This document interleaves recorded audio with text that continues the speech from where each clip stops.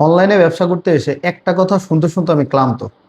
কেউ delivery charge advance করতে চায় না। প্রত্যেকটা মানুষই নাকি টাকা লস খাইছে টাকা দিয়ে, মানে অ্যাডভান্স করে তারা লস খেয়েছে।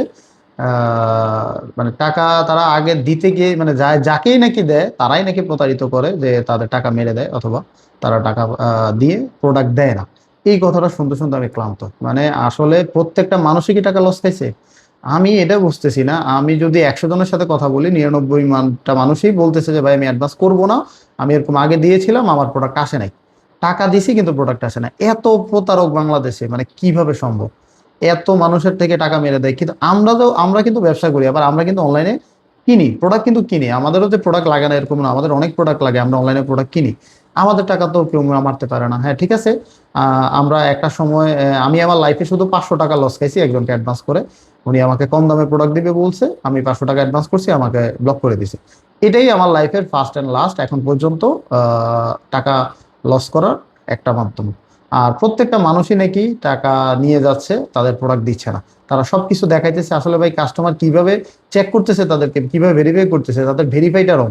প্রত্যেকটা কাস্টমার কিন্তু চাইলে একজন সেলারকে ভেরিফাই করতে পারে। গুগলে তাদের প্রতিষ্ঠানের নাম সার্চ করলে প্রত্যেকটা সবকিছু চলে আসবে, কবে এটা প্রস্তুত হয়েছে, তাদের ছবি, তাদের পেজ, তাদের ইউটিউব চ্যানেল, তাদের টিকটক চ্যানেল, সবকিছু একটু যাচাই করলে, তাদের রিভিউগুলো দেখলে কিন্তু মানুষ এই প্রতারিত হওয়া থেকে বাঁচতে পারে। মানুষ যাচাই করবে না, তাদের কাছে ওই সময় নাই।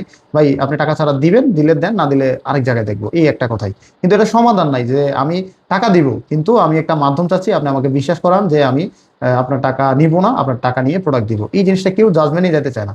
অনেক বোঝানোর পর হয়তো 100 জন থেকে 2 জন রাজি হয় অ্যাডভান্স টাকা দিতে। বাকি 98% মানুষই টাকা দিতে চায় না।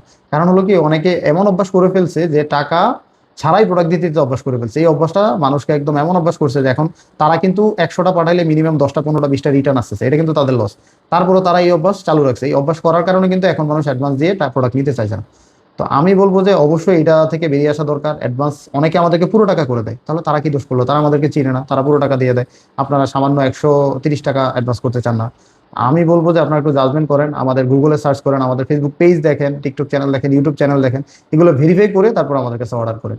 আমরা কারো টাকা নিব না, প্রত্যেকের টাকা নিয়ে প্রত্যেকের প্রোডাক্ট দিব। প্রোডাক্টের প্রবলেম হলে আমরা আবার চেঞ্জ করে দিব ফ্রি অফ কস্টে। এটাই আমাদের কমিটমেন্ট। প্রোডাক্টে কোনো প্রবলেম থাকতে পারবে না, আমরা চেক করে দিব, আপনি চেক করে নিতে পারবেন।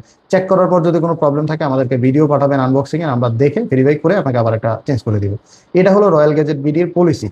আর রয়্যাল গ্যাজেট বিডিতে অ্যাডভান্স ছাড়া কোনো প্রোডাক্ট যায় না, এটা আগেও অনেকবার বলেছি, ভবিষ্যতেও বলবো।